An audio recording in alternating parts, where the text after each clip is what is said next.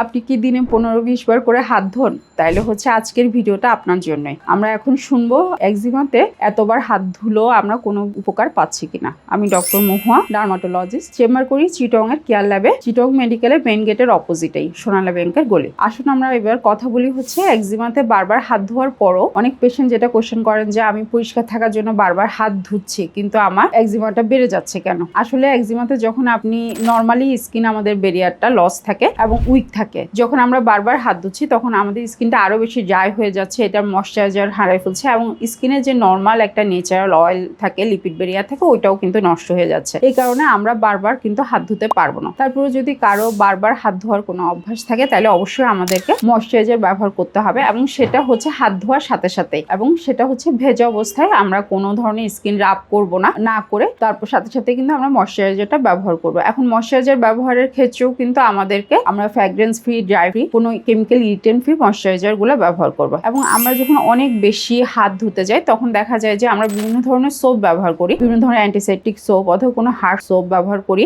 এই জিনিসগুলো কিন্তু করা যাবে না। যখন আমরা বিভিন্ন ধরনের হার্ড সোপ গুলো ইউজ করব যেখানে কেমিক্যাল ইরিটেন্ট থাকছে, এগুলো কিন্তু আমাদের স্কিন ব্যারিয়ারটাকে আরো বেশি নষ্ট করে দিচ্ছে এবং সাথে সাথে কিন্তু আমাদের একজিমাটা ফ্লেয়ার করছে। এবং আমরা যদি এই ধরনের কেমিক্যাল জাতীয় কোনো ধরনের সোপ ব্যবহার করি তখন দেখা যায় আমাদের স্কিনে আরো একটা সমস্যা হয়, যেটা হচ্ছে কন্টাক্ট ডার্মাটাইটিস। মানে আমাদের একজিমা স্কিনে তো স্কিন ব্যারিয়ারটা উইকেই আছে, সাথে হচ্ছে বিভিন্ন ধরনের কেমিক্যাল গুলা মিক্সড হয়ে এখানে একটা বিভিন্ন ডার্মাটাইটিস, যেটা হচ্ছে আপনার সংস্পর্শের মাধ্যমে সৃষ্টি হয়। এটাও কিন্তু অ্যাটোপিক ডার্মাটাইটিস অথবা একজিমার একটা টাইপ। যখনই আমরা খুব বেশি হাত ধুবো সেটা কিন্তু আমাদের হাতটাকে আসলে পরিষ্কার করছে না, সেটা আমাদের একজিমার সিচুয়েশনটাকে আরো বেশি খারাপ করে ফেলছে। আমি ফেসবুক, ইউটিউব এবং টিকটক সবকিছুতে অ্যাভেলেবল আছি। যদি আপনাদের এই ধরনের কোনো ধরনের সমস্যায় পড়েন অথবা কোনো কিছু জানতে চান, চ্যানেলগুলো সাবস্ক্রাইব করে রাখতে পারেন। যদি কোনো ধরনের কোনো কোয়েশ্চেন থাকে কমেন্টে জানাবেন, আমি চেষ্টা করবো আপনাদের উত্তর দেওয়ার। ধন্যবাদ সবাই।